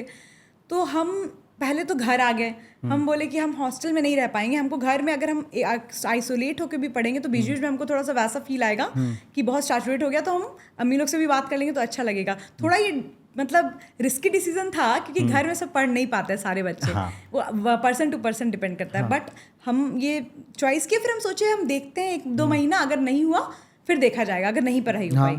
लेकिन मेरे साथ वो मेरे लिए मेरे हक में ही हुआ। हम जब आए पढ़ने तो हम पूरा स्ट्रक्चर्ड वे में बहुत सारे पहले हम वीडियोस देखे, जैसे बहुत लोग अभी मेरा देखेंगे, बहुत जिन्होंने क्रैक किया है। इंसान को मोटिवेशन लेना चाहिए, यूट्यूब पे फ्री वीडियोस है, आपको जहाँ से इन्फॉर्मेशन मिल रहा है, जहाँ से मिल रहा है कुछ हेल्प, आप लीजिए। या फिर टीचर्स ही कितने लोग हैं आजकल, ऑनलाइन टीचर्स कितने हैं पीजी के, वो लोग बताते हैं स्ट्रैटेजी, आप उनका देखिए। बहुत सारे टीचर्स हैं आपको हर सब्जेक्ट के। आप उसमें किनको भी देखते उसमें भी अच्छे टीचर हम बताएंगे, उसमें भी अच्छे टीचर्स को चूज करना, उनका देखना। हम पहले ये स्ट्रक्चर बनाए। हम टाइम टेबल 4 महीना का बना ही के पढ़ते थे। वो मेरा यूजी से है, 10th क्लास से है। हम हमेशा 2-3 महीना का टाइम टेबल बना के पढ़ते हैं, वरना हमसे नहीं होगी पढ़ाई। तो वैसे ही किए, टाइम टेबल बनाए। हम किन से पढ़ते थे? हम मोस्टली मैरो ऐप है उसको फॉलो करते थे, उसके टीचर्स से पढ़ते थे। हम 4 सब्जेक्ट था जो प्रेप्लाटर से पढ़े थे, जैसे मेडिसिन, उसमें दीपक मारवा सर हमको बहुत पसंद है, हम वो पढ़े। उसके अलावा बायोकेमिस्ट्री भी हम प्रेप्लाटर से पढ़े, एंड माइक्रो और पैथो प्रीति मैम से पढ़े प्रेप्लाटर से। और सेरेबेलम में हम जैनब वोरा मैम बहुत फेमस है, BTR है उनका, वो पढ़े। And GRG sir and pharma हम पढ़े। तो हम 4 सब्जेक्ट सेरेबेलम से, 4 सब्जेक्ट प्रेप्लाटर से, एंड बाकी के जितने भी टोटल 19 सब्जेक्ट्स होते हैं, बाकी के सारे सब्जेक्ट्स हम मैरो ऐप से पढ़े। तो जिनको भी ये जानना उनके लिए बता दिए। मुझे ये लग रहा है कि नीट में पढ़ना कम मतलब डिफिकल्ट होता है, लेकिन टेंशन ज़्यादा होता है। लेकिन मुझे लगता है पढ़ना ज़्यादा पीजी के लिए पड़ता है। 19 सब्जेक्ट से आप खुद ही समझिए। ऑब्वियसली टफ तो पीजी ज़्यादा है। हम हर तरह से कहेंगे कि टेंशन उस टाइम ज़्यादा होगी, वो अलग रीज़न। हाँ। लेकिन यूजी से अगर कंपेयर करें तो पीजी बहुत वास्ट है, बहुत टफ है, क्योंकि आपके पास यहाँ पे डेफिनेट सिलेबस नहीं है। क्योंकि बायो से आपको इतनी मोटी मोटी बुक रहती है, स्टैंडर्ड बुक कहीं से भी आ जाएगा। उसके लिए आपको स्मार्ट स्टडी करना इंपॉर्टेंट है, क्योंकि क्वेश्चन तो कहीं से भी आ सकता है। हाँ। बायो फील्ड, मेडिकल फील्ड बहुत वास्ट है, तो उसमें आपको फिर स्मार्ट स्टडी करना होगा, PYQ based, PYT based study करना होगा। आप कुछ भी नहीं पढ़ सकते हैं। अच्छा, प्रीवियस ईयर में ये ट्रेंड चलते आ रहा है, और वैसे ही टीचर्स को चुनिए जो लोग वो ऐसा बताते हैं। तो मेरे लिए यही अच्छा हुआ कि हम अपना डिसीजन सही लिए, टाइम टेबल सही बना, रिवीजन बहुत बार की, क्योंकि बायो में क्या है, अल्टीमेटली आप भूल ही जाते हैं पढ़ के। हाँ। कुछ सॉल्व नहीं करना है, कुछ आपको याद करना है। अगर आप 3-4 बार भी पढ़े, हमको तो याद नहीं, हमको एकदम 7-8 पोस्टपोन इस बार भी हो गया था, तो 7-8-9 बार हम रिवाइज कर चुके सेम चीज, तब जाके होता है। हाँ। तो बोरिंग नहीं होते थे इतना होता था बोरिंग होता था। बट जब स्टार्टिंग में आप मॉक टेस्ट ये सब हम देते थे, इस बार तो सब ऑनलाइन था ना, सब कुछ ऑनलाइन था। ऑनलाइन में तो और कभी कभी फोमो होने लगता है कि हम अपने ऐसे, ऑफलाइन में होता है ना कि साथ वाले कैसा कर रहे हैं, हाँ। उसमें उतना नहीं पता चल पाता, ऑल ओवर इंडिया ही का बस दिखता है। तो उसमें स्टार्टिंग में हमको बहुत ख़राब मार्क्स आता था ग्रैंड टेस्ट में, GTs में। लेकिन फिर क्यों बोरिंग नहीं लगने लगता है जब आपका ग्रैंड टेस्ट में मार्क्स बढ़ना शुरू होने लगता है ना, एक वो मोटिवेशन ही है कि अच्छा इस बार टेस्ट में अच्छा मार्क्स आ गया, अगले बार और अच्छा आएगा, अगले बार, वो मोटिवेशन था मेरे लिए कि कोई बात नहीं, बोरिंग लग रहा तो क्या हुआ, हमको अगले बार और अच्छा करना है, क्योंकि फिर मुझे निकाल। अच्छा चलो, एक सिंपल एग्जांपल बताओ कि देखो एवरेज बच्चा है, नीट क्वालिफाई कर लिया और इंटर्न कर रहा है, उसको पीजी निकालना है, तो उनका क्या होना चाहिए 1 साल का रूटीन? हाँ, तो हम MBBS स्टूडेंट के हिसाब से हम एवरेज स्टूडेंट ही थे। हम कभी टॉप नहीं करते थे अपने कॉलेज में, हम एवरेज स्टूडेंट ही थे अपने कॉलेज में। तो मेरे हिसाब से एज एन एवरेज स्टूडेंट हम बताना चाहेंगे, अगर आपको फर्स्ट अटेम्प्ट में निकालना है तब आपका अप्रोच 3rd ईयर से ही स्टार्ट हो जाना चाहिए। हम जैसे इंटर्नशिप से स्टार्ट किए नहीं, अगर आपको पहली बार में निकालना है तो आपको 3rd ईयर से ही, जो अभी हम मैरो ऐप में वीडियोस देख रहे हैं, प्रेप्लाटर में वीडियोस देख रहे हैं, आपको उसी टाइम से, क्योंकि आप उस टाइम फ्री रहते हैं। हाँ। इंसान उस टाइम बहुत चिल लग रहता है। बट अगर तुम्हारा ये एकदम मोटिव है कि तुमको ड्रॉप नहीं लेना है, तो तुमको उसी टाइम से शुरू करना पड़ेगा। हल्का। हाँ, क्योंकि इंटर्नशिप में बहुत हेक्टिक रहता है ड्यूटी, आप उस टाइम स्टार्ट करके क्रैक करना, ऐसा नहीं करें एकदम मुश्किल है, लेकिन मेरे लिए मुश्किल था, इसलिए हम बोल रहे हैं। और अगर इंटर्नशिप के बाद ड्रॉप लेके ही करना है जैसे हम किए, तो उसके लिए आपको पहले बेसिक स्ट्रॉन्ग करना होगा अपना। ऐसा नहीं कि आप सीधे वही वीडियो देख रहे हैं जो कंसाइज वीडियो, एक मैम डाल, जैसे कोई भी डाल दिया कंसाइज वीडियो, वही देख के निकल जाएगा, नहीं। जब तक आप कंसाइज वीडियो, मैम क्या बताएंगी ज़्यादा कि ये प्रीवियस ईयर क्वेश्चन आता था, ये मतलब ये सब टॉपिक्स आए थे, आपको वो टॉपिक कैसे वहां तक गए, उसका ये आंसर क्यों है पता ही नहीं है, तो आप कैसे, क्योंकि क्वेश्चन तो क्लिनिकल बेस पूरा आता है ना, वन शॉट नहीं पढ़ना चाहिए उनको एकदम पूरा अच्छे से। और टाइम कम है तो मेन वीडियोस मत देखो, बट रैपिड रिवीजन वीडियोस देखो। उसमें क्या रहता है कि उसमें बहुत मतलब एक्सेस भी नहीं पढ़ाते हैं और एकदम कम भी नहीं पढ़ाते हैं, एवरेज। हम तो यही एडवाइस करेंगे कि मेन वीडियोस MBBS ईयर्स में देखो, और ये जो 1 ईयर ड्रॉप वाला फेज है उसमें रैपिड विजन वीडियोस देखो, क्योंकि वो हम वैसे ही किए थे। अच्छा, डिफरेंस बताइए यूजी प्रिपरेशन में और पीजी प्रिपरेशन में। यूजी प्रिपरेशन में ऐसे ऑफलाइन ऑनलाइन का मेरा मेजर डिफरेंस रहा। हाँ। वैसे बहुत लोग तो आजकल ऑनलाइन भी यूजी प्रिपरेशन हाँ। कर रहे हैं, तो मेरे हिसाब से नंबर ऑफ सब्जेक्ट्स का डिफरेंस होता है। उसके अलावा मेरे हिसाब से टेस्ट जो होते हैं दोनों में अलग तरह के होते हैं। एंड यूजी में आपको सब्जेक्ट्स सॉल्विंग वाले, फिजिक्स ये सब है, केमिस्ट्री है, तो फिजिक्स बहुत लोग का नहीं बनता है। पीजी में क्या आपको लर्न करना है, पीजी में कुछ सॉल्व ये सब नहीं, पीजी में आपको लर्न करना है। पीजी में आप सैचुरेट जल्दी हो जाएंगे क्योंकि आपको बार बार रटना है एक तरह से। हाँ, तो पीजी में आप सैचुरेट जल्दी हो जाएंगे। यूजी में आपको इंटरेस्ट बना रहता है, जब हम लोग सॉल्व करना है, वो चीज़ पीजी में नहीं रहता है। तो बहुत बार लोग रीच कर जाते हैं वो सैचुरेशन कि नहीं हो गया, तो वो नहीं होने देना है। यही सब डिफरेंस है। और पीजी में ये भी रहता है कि नहीं भी निकलेगा तो उतना नहीं, तो वो एक खैर रहता है। बट मेरा तो था कि हमको निकालना है, वही एटीट्यूड रहना चाहिए। ओके, जैसे कि सोच लो एक बच्चे है या हम हैं, हमको नीट का तैयारी करना है, तो क्या होना चाहिए? मतलब वही वो नीट यूजी का। हाँ, तो अगर नीट का तैयारी करना है तो पहले तो 11th में साइंस लेना होता है। हाँ, सबसे स्टार्टिंग बेसिक वही हुआ। फिर अगर तुमको अपियरिंग में निकालना है तो तुम या तो 11th से कोचिंग स्टार्ट कर लिया, नहीं तो बच्चे लोग तो 6th क्लास से 9th क्लास से भी कोचिंग स्टार्ट कर लेते हैं। वो डिपेंड करता है। हम 9th से ही शुरू किए थे। हम आपको नहीं 9th 10th हम फिटजी गए थे, तो वो उतना है उनको हेल्पफुल नहीं हुआ। बट ऐसे हम बता रहे हैं कि हम क्या गए थे। तो 9th से आजकल मोस्टली कर लेते हैं सब ज्वाइन। तो वही अच्छा कोचिंग देखो, पूरा अच्छे से पहले रिसर्च करो, क्योंकि सब कुछ सबका कंपैरिजन वीडियो सब दिया हुआ है यूट्यूब पे। ऐसा नहीं कि कोई भी सामने आया कोचिंग ज्वाइन कर लिए, नहीं, अच्छे से सब कुछ देखो, फीस देखो, सब कुछ देखो, जो तुम्हारे कंपैरेटिवली है 9th में या 11th में ज्वाइन करो। 11th में भी कर सकते हो, कोई प्रॉब्लम नहीं है कि 9th में उस कोचिंग में अच्छे से मन लगाकर पढ़ो। जो टीचर्स पढ़ा रहे हैं एकदम ध्यान से, अच्छे से, जो टीचर्स जैसा एडवाइस दे रहे, क्योंकि टीचर्स हमेशा सही एडवाइस करते हैं। हमको तो ये लगता है अपने टीचर्स को फॉलो करना बहुत इंपॉर्टेंट है। हो सकता है उस वक्त लगे कि तुमको गलत बोल रहा है, हो सकता है उस वक्त लगे कि बाप रे सर कितना एक्स्ट्रा पढ़ा रहे हैं, हो सकता इतना नहीं आता है, क्यों इतना बोलते हैं, इतना टेंशन होता है, इतना लिखने दे देते हैं, इतना ही कर। लेकिन वो बाद में पता चलेगा कि डांट भी रहे हैं तो तुम्हारे भलाई के लिए। हाँ, अच्छा, एक ड्रास्टिक चेंज भी होता है, जैसे 9th के बाद 10th के बाद 11th में आते हैं तो सिलेबस तो बहुत वास्ट हो जाता है, तो उसको कैसे हैंडल करें? 11th में अचानक से आने के बाद हैंडल करना बहुत मुश्किल होता है। मेरे लिए भी हुआ था। हम स्कूल भी जाते थे और कोचिंग भी जाते थे, तो बहुत ज़्यादा हम, मेरे हिसाब से ऐसा करना चाहिए ना कि अपने आप को उतना ज़्यादा मतलब पढ़ाई के पे ज़्यादा फोकस करना चाहिए और बाकी चीज़ पे, क्योंकि 11th में लोग ना बहुत अपने आप को खुला छोड़ देते हैं। मतलब हमको ऐसा फील हुआ, हम 11th के स्टूडेंट्स को देखे हैं कि उन लोग most of the students 11th में सीरियस नहीं रहते हैं, नहीं सीरियस रहते हैं। वो लोग 9th 10th दिए होते हैं, 10th में अच्छा भी मार्क्स आ जाता है, फिर 11th में सोचते हैं अभी तो स्टार्टिंग है। उन्हें नहीं पता होता है कि 11th का सिलेबस कितना टफ है। और जब उन्हें ये रियलाइज होता है कि बाप रे 11th तो बहुत टफ है, तब उनका आधा 6 महीना निकल गया होता है। तो स्टार्टिंग से सीरियस रहना बहुत इंपॉर्टेंट है। टफ है सब्जेक्ट, बट उसको तुम उसी सिंसेरिटी से पढ़ो। जो चीज़ पढ़ाया जा रहा है, सर जो पढ़ा रहे हैं वो पढ़ो अच्छे से। नहीं समझ में आ रही है तो तुम्हारे पास तो आजकल AI इतना हो गया कि कोई सब्जेक्ट समझ नहीं आया, तुम फोटो खींच के भेज दो, समझा देगा। जब रिसोर्सेज हैं तो उसका यूटिलाइज करो, हम यही कहते हैं। अच्छा। उसको तुम वो नहीं बोलो कि नहीं पढ़ पा रहे हैं, इसके एक्सक्यूज नहीं दो कि नहीं पढ़ पा रहे हो। जैसे बहुत लोग बोलते हैं ना कि ट्राई करते नहीं होता है, एक्सक्यूज नहीं देना चाहिए। क्योंकि आपका क्या ओपिनियन है सोशल मीडिया पे? सोशल मीडिया पे मेरा ये ओपिनियन है कि जब आपको 1 साल है, 2 साल है, आपको कुछ क्रैक करना है, उस टाइम आपको सोशल मीडिया एकदम नो एकदम नहीं। हाँ, बहुत लोग बोलते हैं कि हम लोग पढ़ाई के लिए यूज़ करते हैं, तो फिर पढ़ाई के लिए ही यूज़ करो। क्योंकि एक बार आप इंस्टाग्राम खोलते हैं पढ़ाई के लिए, फिर आप जब रील देखना शुरू कर देते हैं तो 1-2 घंटा बिना पढ़ाई के दूसरा फनी रील।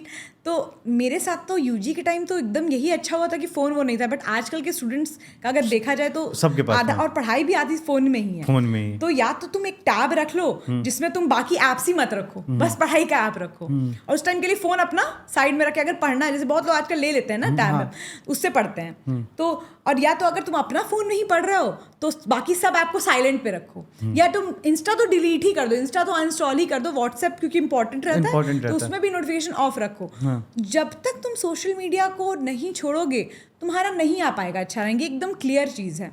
आप ही मतलब ऑब्वियस सा बात है, 2-3 घंटा वेस्ट हो रहा है। उतना दिन में तुम या तो रेस्ट कर सकते हो या तो पढ़ाई कर सकते हो। ब्रेन को रेस्ट दोगे तब तो फिर ज्यादा। और एक और बात ये सोचो कि तुम खुद के लिए कर रहे हो। तुमको अगले साल 1-2 साल बाद अच्छा रैंक आ जाएगा, तुमको देखो जितना देखना है। हम अपने 11th-12th में भी यही सोचते थे, उसके बाद फिर यूजी में भी यही कि अभी थोड़ा सा मेहनत कर देंगे, बुरा लग रहा है बट फिर तो अच्छा लगेगा ना। हाँ, फिर तो कोई बोलेंगे, कितना तारीफ होगा, कितने लोग वो करेंगे। अगर तुम्हारा एम है, अगर तुमको नहीं पढ़ना ना, तुम वो स्ट्रीम ही मत चूज करो। अगर तुमको इच्छा नहीं है पढ़ने की तो मत ही नीट का तैयारी करो।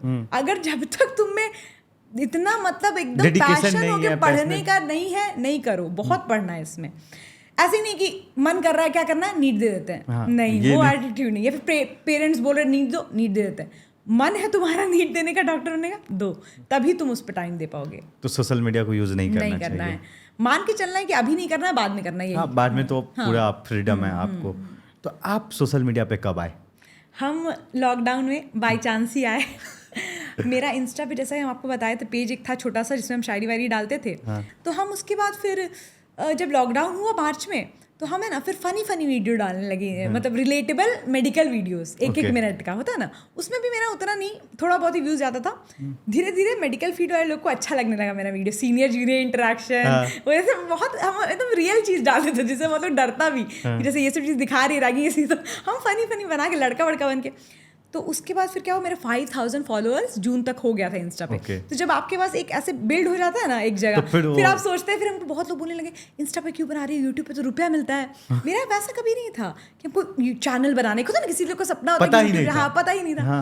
बोले इसमें तो रुपया मिलता है, तुम फिर बोले, तो हम सोचे कि ठीक है जो हम यहाँ डाल रहे हैं वही वहाँ डाल देते हैं। तो हम एक प्रीति शर्मा करके वीडियो बनाए थे जिसमें हम ऐसे बने थे, प्रीति जैसे कबीर सिंह की प्रीति थी ना, इन रियल लाइफ, ये रियल में क्या बोलेगी वो। तो वैसे अच्छा, कॉलेज में भी रिलेट करके बहुत वायरल हुआ था इंस्टा पे। तो हम वो इस पे भी डाली, यूट्यूब पे सबसे पहला मेरा वीडियो यही डाले, शॉर्ट्स वाला छोटा वीडियो। लेकिन मेरे व्यूज नहीं डालता था, यूट्यूब पे 200-300 सब्सक्राइबर वही।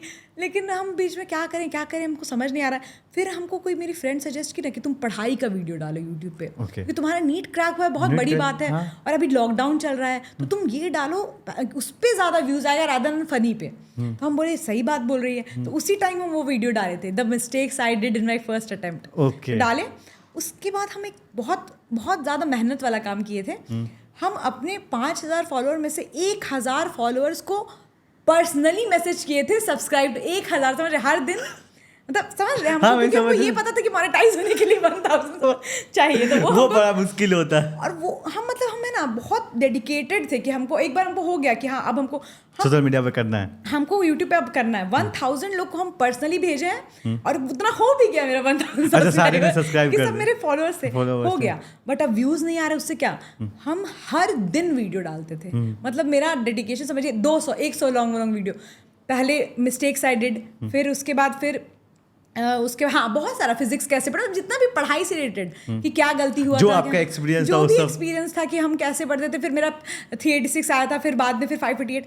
हम मतलब पढ़ाई से रिलेटेड वीडियो हर दिन डालते थे, हर दिन बनाते थे, एडिट करते थे उसी दिन, समझ रहे, सारा कुछ खुद ही करते थे, जैसे जो खुद ही सब कुछ अभी तक हम खुद ही करते हैं। तो आप खुद सोचिए कि किसी इंसान को अगर आप लगातार 6-7 दिन वीडियो लगातार डाल रहे हैं, उसमें भी 100-200 व्यूज आ रहा है, इंसान गिव अप कर देगा, छोड़ दो, नहीं हो पाएगा। हम नहीं हम नहीं करेंगे, क्योंकि एक तो एडेड बेनिफिट है कि घर पे ही है लॉकडाउन। तो ठीक है, जब हमको टाइम मिल रहा है हम करेंगे, नहीं आए व्यूज आए फर्क नहीं पड़ता है। एक दिन हम बनाए, अब ऐसे ही बैठ गए बना दिए कि मेरा पहले दिन का एक्सपीरियंस कैसा था, कि ऐसे हम घुसे थे, ऐसे जैसे आपको अभी बता रहे थे, तो ऐसे था, ऐसे छोटे, उस पे मेरा व्यूज जाने लगा अचानक से। कुछ हम ऐसा उसको प्रमोट भी, जैसे ये वाले वीडियोस को तो हम सबको भेजे थे, शेयर भी किए थे, उसको कुछ नहीं, मेरा व्यूज जाने लगा 1000, पहली बार लाइव में 1000 गया, 2000 गया, सब्सक्राइबर बढ़ने लगा। मेरे लिए सपना था, मेरे लिए सपना जैसा था, क्योंकि यूट्यूब पे बहुत मुश्किल होता है लोगों को ग्रो करना सब्सक्राइबर। कौन सा ईयर में थे आप उस टाइम? उस टाइम हम 2nd ईयर में थे जब लॉकडाउन हुआ था। अच्छा। मेरा आधा वीडियो स्टार्टिंग में वही है, hello everyone, my name is doctor Sophie Fatima, 2nd year में स्टूडेंट, को याद भी हो गया है अभी तक। ऐसे ही बोलते अभी भी स्टार्ट अभी करते होंगे। हाँ, तो अभी भी बहुत लोग लिख देते हैं 2nd ईयर, क्योंकि मेरा 2nd ईयर ना बहुत दिन तक चला है, क्योंकि लॉकडाउन इसी के कारण, तो हम आधा टाइम लग रहा है, हम 2nd ईयर में थे। तो मेरा वही हम बोलते थे, तो वो मेरा सब्सक्राइबर बढ़ा, हमको याद है अक्टूबर तक मेरा 10,000 सब्सक्राइबर हो गया था, और मोनेटाइज भी अक्टूबर में मेरा हो गया था चैनल। ओके, हाँ, 1,000-4,000 वाच टाइम पे हो गया था। हाँ, और वो हम बहुत खुश, उसका हम 10,000 फॉलोअर और मोनेटाइज पे अलग से केक काटे थे। मेरे लिए सपना जैसा था, क्योंकि हम कभी सोचे नहीं थे, और ये सब चीज़ होना, और इतना फैन होना, सब रिप्लाई करना कि मैम आपका वीडियो देख के अच्छा लगता है, मेरे लिए सपने जैसा था। सबसे पहला पेमेंट कितना आया था यूट्यूब से? कब? सबसे पहला यूट्यूब के पेमेंट आने से पहले हमको एक अनअकैडमी का 2,500 का पेमेंट आया था, वो छोटा सा उनका ऐड किए थे हम, एडवर्टाइजमेंट। हाँ, वो मेरे अब्बू के उस पे अकाउंट पे आया था, उससे मेरा अकाउंट भी नहीं था खुद का। तो वो सबसे पहला पेमेंट था। और यूट्यूब का तो पहला पेमेंट मेरा आया था $100 होने पे आता है ना, तो मेरा वही $130 समथिंग हुआ था, वो आया था। तो वो सब बहुत मेमोरेबल मोमेंट है मेरे लिए। वो मेरे लिए मतलब हम भले लगता है अपनी पहली कमाई यूट्यूब से आई आपकी। हाँ यूट्यूब से आई, क्योंकि पहली कमाई मेडिकल फील्ड में इंटर्नशिप वाली आई Internship वाली 20,000, आती है। लेकिन उसके पहले जो पहली कमाई आई वो यूट्यूब से आई अच्छा, पेमेंट आने के बाद और मोटिवेशन बढ़ा? ऑब्वियसली। और वीडियोस बनाने का मोटिवेशन मिला, जितना वीडियोस फिर मेरा एक बार, हाँ ये एक प्रॉब्लम हुई जब कॉलेज स्टार्ट हुआ तो थोड़ा मुश्किल होने लगा, क्योंकि कॉलेज मैनेज करना, वीडियोस बनाना, एडिट करना थोड़ा मुश्किल हो जाता है लॉकडाउन के कंपेरेटिवली। फिर हम ना थोड़ा कॉलेज लाइफ को दिखाना शुरू कर दिए, जैसे पढ़ाई का बनाते थे, फिर कॉलेज लाइफ, कॉलेज में मेरे NMCH के बारे में पूरा मेरा कॉलेज इतना फेमस हो गया उसी के थ्रू, ऑल अबाउट NMCH का हॉस्टल है, मतलब हमने पूरा कॉलेज को एकदम हाईलाइट किया। अच्छा, प्रोफेसर लोग कुछ बोलते थे आपको? वो लोग मतलब खुशी होते थे कि मतलब हाँ। तो फिर है ना, जब अगले लोग जितने लोग भी को भी आना था 19 बैच के बाद वाले 20 वाले को सर्च करते थे NMCH, मेरा आ जाता था वीडियो। बिल्कुल। तो उन लोग के लिए इन्फॉर्मेटिव ही था, तो अच्छा लगा हमको। आती होगी दीदी मैंने आपका वीडियो देखा। हाँ, तो हमको अच्छा लगता था वीडियोस बनाना, मैनेज कर लेते थे उसके बाद। मैंने फिर PG में आपने छोड़ दिया था? हाँ हाँ, हम इंटर्नशिप तक बनाते रहे, क्योंकि एक बार के बाद जब मेरा अच्छा फॉलोअर हो गया था, फिर हमको अच्छा एड्स ये सब भी आने लगे थे, प्लाटर ये सब थे, तो अच्छा खासा मतलब इनकम होने लगा था। आप मान के सोचिए, स्कूटी मेरी हो गई, मेरा पहला फ़ोन हो गया, मेरा मैकबुक हम लिए, सब अपने रुपए से सारे लिए। यूट्यूब हाँ, सब यूट्यूब ही एक सोर्स था। हमको याद है जब से मेरा पेमेंट स्टार्ट हुआ था, उसके बाद से अभी तक हम अब्बू से खुद से रुपया नहीं मांगे। अच्छा। मतलब हम अपना कॉलेज का, मेरा कॉलेज से फीस भी ज़्यादा नहीं, 30,000, तो सब कुछ हम खुद से ही किए हैं। मतलब ऐसा एक होता है ना कि कोई नीड के लिए मांगना, क्योंकि वो हमको बहुत अच्छा लगा कि हम इंडिपेंडेंट हो गए यूट्यूब पे आने से। यूट्यूब पे मेरा एक बार सबसे ज़्यादा इनकम, जो सबसे ज़्यादा यूट्यूब के थ्रू आया था, उसका हम स्क्रीनशॉट भी खींचे थे, $480 बना था एक बार। कौन सा वीडियो वायरल गया था? अब वो मेरा कौन से ईयर में था, हमको लगता है 3rd या 4th ईयर में था। एक वीडियो वायरल गया था, मतलब वो एक स्पेसिफिक वीडियो वायरल नहीं गया था, जैसे लाइन से 3-4 वीडियो बहुत अच्छे चले गए थे। हाँ, ये बनाए थे हम कि गर्ल्स हॉस्टल करके कुछ बनाए थे, पूरा बताए थे NMCH का। फिर बॉयज़ हॉस्टल में हम किसी लड़के से पूरा वीडियो करवा के वॉइस ओवर डाल दिए थे। और फिर एक था इंटरेक्शंस विद माय सीनियर्स, फिर मैम लोग कैसा, ये सब वीडियोस बहुत वायरल गया था। तो मेरा उतना, उसका हम स्क्रीनशॉट डाले थे, सब लोग एकदम बोला था बाप रे, $482 बना था। $1 $80। हाँ वही, बहुत अच्छा लगा था।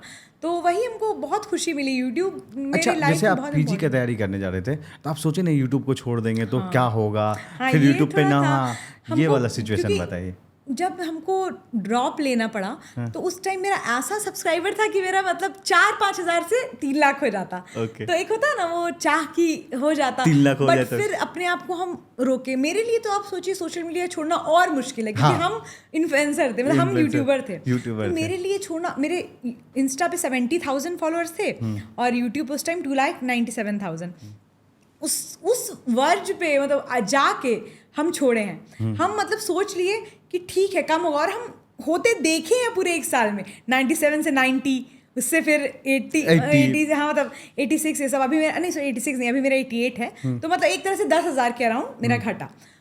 बुरा लगता था कि चलो इतना मुश्किल से सब्सक्राइबर बना, वो लोग छोड़ उन रहे बच्चे हैं। के लिए आज ये बुरा लग मोटिवेशन रहा है, होना हाँ। चाहिए। लेकिन अब आप देखिए, आजकल के बहुत से students, medical students content creator हैं, बहुत लोग हैं यूजी खुलते के साथ। तो उनके लिए हम ये बोलना चाहेंगे कि उनको लगता हो कि हम कैसे मतलब PG का प्रिपरेशन करेंगे, तो तुम अपना सब्सक्राइबर फॉलोअर्स का लालच छोड़ दो एक साल के लिए। ये सोचो कि एक बार तुम्हारा रैंक आएगा, तुम्हारा इतना अच्छा सारा चीज रिकवर हो जाएगा। 3 लाख है तो फिर 5 लाख हो जाएगा। हो जाएगा, क्योंकि सब फिर तुम्हारे जिस हिसाब से यूजी का प्रिपरेशन का पूछने आए, सब तुम्हारा सेम तरीके से PG का प्रिपरेशन के लिए तुमको फॉलो करेंगे। और तुम जब एजुकेशनल कंटेंट डालोगे तो लोग बहुत उससे अट्रैक्ट होते हैं। कितना भी हम व्लॉग डाल दें, कितना भी हम वो डाल दें, लेकिन जब हम पढ़ाई का बताते हैं, लोग ज्यादा सब्सक्राइब, ज्यादा अट्रैक्ट उस चीज से होते हैं, क्योंकि उनको जेन्युइन लगता है कि ये लड़की सही में मतलब छोड़ी थी, पूरा एक साल छोड़ी सोशल मीडिया, तो ये प्रूव करके दिखाई, क्रैक करके दिखाई। और ये उसके लिए मोटिवेशन होता है जो बच्चे को लगता है मैं फोन नहीं छोड़ सकता हूँ। यहाँ देखो, जिससे अर्न कर रहे थे, लाइव चल रहा था, उनको कमाई रुक गई थी मेरी। हाँ, कमाई रुक गई। एक साल के लिए हमको पूरा एकदम घर में मतलब कुछ पाने के लिए सैक्रिफाइस करना पड़ेगा। कमाई रुक गई थी, तो सैक्रिफाइस तो करना ही पड़ता है। अच्छा, आपके घर में माहौल कैसा रहता था? मेरे घर में माहौल बहुत अच्छा क्योंकि रहता था। आपने तैयारी भी घर से ही किया। हाँ, पीजी की तैयारी मैंने घर से किया और बहुत लोगों के लिए मुश्किल रहता है, वो घर के इन्वायरमेंट पे बहुत डिपेंड करता है। मेरे फैमिली में जैसे मेरी बहन भाई अम्मी अब्बू सब मेरे साथ घर पे रहते हैं। अच्छा। हम लोग के नीचे वाला फ्लोर जो है उसमें गेस्ट रूम था, वो पूरा हमको दे दिया गया था। Okay. तुम अकेले यहीं पढ़ो, पूरे टाइम यहीं रहो, खाना वाना खाने के लिए ऊपर आते रहो। Okay. तो मेरा वही था कि हमको एक अपना एरिया मिल गया था, हम वहाँ पढ़ते थे। हमको कभी घर पे ऐसा फील नहीं हुआ कि घर में पढ़ने की वजह से हमको प्रॉब्लम हुआ, घर के में पढ़ने की वजह से हमको डिस्ट्रैक्शन हुआ, क्योंकि अम्मी अब्बू लोग भी हमको इतना मोटिवेट करते थे। ऐसा था ना, कभी कभी मेरा मूड खराब हो जाता था कि अच्छा नहीं गया, मार्क्स अच्छा नहीं आया, ऊपर आके बताते थे, कभी रोने भी लगते थे ऊपर आके कि नहीं अच्छा आ रहा है। तो अम्मी लोग इतना मोटिवेट करती थी, बोलती थी कि तुम्हारा अभी तक सब कुछ इतना अच्छा रहा है, तुम इतना अच्छे से यूजी क्रैक की हो, तुम अभी क्यों उदास हो रही हो। और अम्मी लोग कभी ये भी नहीं बोलती थी, एक होता ना प्रेशर करना कि लाना ही है, उनको पता था ले आएगी, लेकिन ये नहीं बोलती थी कि करना ही है। वो ये भी बोलते थे कोई बात नहीं, अगर तुम्हारा अच्छा नहीं भी रहा तो कोई बात नहीं। अच्छा, जब मेरा रिजल्ट भी आ गया तो हम मतलब रिजल्ट बोल रहे हैं, जब एग्जाम भी दे दिया, मेरी मम्मी हो सकता है हमको 10,000 तक भी आए, कोई बात, मम्मी का यही था। अच्छा, मतलब एकदम कोई बात नहीं, चिल। हाँ, कि तुम पढ़ी हो, हम लोग देखे हैं तुमको पढ़ते हुए, बस तो हाँ बस हो गया। तो ये बहुत अच्छा माहौल था मेरे घर का, और ये भी नहीं कि एकदम स्ट्रेस वाला माहौल, जैसे 5-10 मिनट के लिए ऊपर आए चिल करने, ये नहीं कि नीचे पढ़ क्यों नहीं रही हो, हम अपने हिसाब से पढ़ते थे, कोई हमको प्रेशर नहीं किया कि अभी पढ़ो। हम लोग को पता था कि ये कर लेती है अपने हिसाब से, तो हम मस्ती भी, हमको तो एकदम हम ऐसे स्टूडेंट्स नहीं, हमको तो याद है पीजी में भी बहुत बार हम लोग कहीं ऐसा होता ना वीकेंड में ऐसे निकल गया, हाँ। तो हम मतलब इंजॉय भी किए हैं। ऐसा भी नहीं रहा है कि हम एकदम एक रूम में पूरे टाइम, हम अपने फैमिली के साथ भी इंजॉय किए। अम्मी अब्बू का बहुत सपोर्ट रहा, भाई बहन का बहुत सपोर्ट रहा है। अच्छा, सबसे ज्यादा आपके सिलेक्शन में किनका कंट्रीब्यूशन लग रहा, मम्मी पापा? अच्छा, ये तो आप बहुत टफ सवाल पूछ दिए। दोनों का अलग अलग तरह का कंट्रीब्यूशन रहा है। एक होता है ना कि मम्मी ज्यादा, पापा, मम्मी क्या करते, पापा क्या करते, उसके अकॉर्डिंग। हाँ, वो तो है ही। ऑब्वियसली हम ऐसे पर्सनल बोला जाए तो हम ज्यादा क्लोज अपनी अम्मी से हैं, क्योंकि अब्बू मेरे पुलिस में है, तो ऑब्वियसली उनको उतना टाइम नहीं मिला। बचपन से हर चीज में वो भी मैंने सपोर्ट किया, हर चीज ऑब्वियसली पढ़ाना लिखाना सब अब्बू किए हैं, बहुत हमेशा से मोटिवेट वो किए हैं। लेकिन एक जो पर्सनल वाला जो एक इमोशनल बॉन्ड रहता है, मेरा थोड़ा अम्मी से ज्यादा है। उनके जैसे मेरा नेचर भी बहुत उनसे मिलता है। तो हम लोग दोनों बहुत चिल मिजाज के, मतलब प्रेशर हो भी तो हम अपने ऊपर हावी नहीं होने देते हैं प्रेशर। अच्छा। तो वो अम्मी से ही हम वो सीखे मम्मी हैं। से आया। अच्छा, फैमिली में और भाई बहन कितने हैं? हाँ, मेरी एक बहन है जो अभी एमए कर रही है हिस्ट्री में एएन कॉलेज से, और मेरा भाई है जो अभी क्लैट निकाला है सीएनएलयू पटना में है, वो उससे छोटा है। हाँ, सबसे छोटे आप हैं क्या? नहीं, मेरा मतलब मेरे से छोटी बहन है, उससे छोटा भाई, हम सबसे बड़े हैं। हम सबसे बड़े हैं। तो छोटा भाई लोग परेशान भी करता था? नहीं, छोटा भाई बहन दोनों बहुत हमको मानता है, तो परेशान तो दोनों नहीं करता था। मतलब ऐसे खेल वो तो हाँ ऐसे पहले करता था, बट अभी जैसे थोड़ा पढ़ाई वाला मेरा माहौल था ना कि हम पढ़ते थे, तो कोई इतना टेंशन नहीं करता था हमको। लेकिन हाँ, बीच में मूड लाइट करने के लिए कि बहुत आज पढ़ लिए एकदम 10 घंटा, तो मूड लाइट करने के लिए भाई बहन के साथ मिलके ऊनो खेल रहे हैं, मस्ती कर रहे हैं, ऐसे गप कर रहे हैं, तो घर वाला मेरे नहीं, आप पढ़ रहे हैं, दीदी चलो ना खेल लेते हैं थोड़ा सा। नहीं, उतना तक नहीं। अच्छा, मम्मी का डर होता था? हाँ, मतलब उन लोग को भी पता था कि आप भी तैयारी कर रही है, तो मन भी उन लोग को करता था, उन लोग रोक लेता, क्योंकि मन उन लोग को करता था कि मूवी देख ले साथ में। हम बोलते रुक जाओ, एग्जाम होने तो सब करेंगे। घाव जो गैरों ने दिए हैं हमारी नाकामी पे, वो भर लेंगे, तुम देखते जाना, हम कर लेंगे। वाह वाह, ठोको ताली, क्या बात है। बहुत तगड़ा लिख लेते हैं आप। हाँ, तो ऐसे ही हम लिख लेते हैं कुछ। अच्छा, favourite study spot? Study spot study table है मेरा। एग्जाम हॉल में फनीएस्ट मोमेंट? एग्जाम हॉल में फनीएस्ट मोमेंट एमबीबीएस में हुआ था। हाँ। जैसे कि मेरी पीछे एक मतलब मेरी फ्रेंड थी, वो ऐसे हम देखना चाह रही थी मेरा पेपर, तो उस टाइम अचानक से सर आ गए थे और हम लोग को मतलब पकड़ लिए थे, तो वही सबसे उतना ज़्यादा मेरा नहीं है। अच्छा, हाँ। If NEET exam was any movie, उसका टाइटल क्या होता? अच्छा, if NEET exam was any movie, हमको ऐसा अचानक से समझ में नहीं आता है, बहुत टफ। आपके जर्नी के अकॉर्डिंग क्या हो? अब मेरी जर्नी के अकॉर्डिंग हम 3 इडियट्स बोलना चाहेंगे, क्योंकि जैसे उसमें आमिर खान का नेचर था, एकदम मस्त नेचर के वो पढ़ भी लेता था, उस टाइप का मेरा नेचर रहा। अच्छा, लक्की पेन या चार्म? लकी चाम मेरी मॉम है, मेरी अम्मी है मेरे लिए लकी चाम। अगर आप डॉक्टर नहीं बनती तो क्या बनती? ये एक ऐसा सवाल है जिसका हम जवाब नहीं दे पाएंगे, क्योंकि हम कभी सेकंड ऑप्शन नहीं सोचे अपने लिए। मेरा हमेशा से डॉक्टर ही था। अगर हम नहीं डॉक्टर बनते तो हम उसी फील्ड में कुछ और करते, मतलब मेडिकल फील्ड समझ में रहे कुछ हैं और ना। करते। Okay, thank you so much, बहुत अच्छा आपसे भी लगा। बात करके बहुत अच्छा लगा। सेम हियर, मुझे लगा नहीं था कि इतना लंबा बात होगा। बात करते गए और टाइम का पता भी नहीं चला। Thank you. यू वेलकम, आपको भी थैंक यू।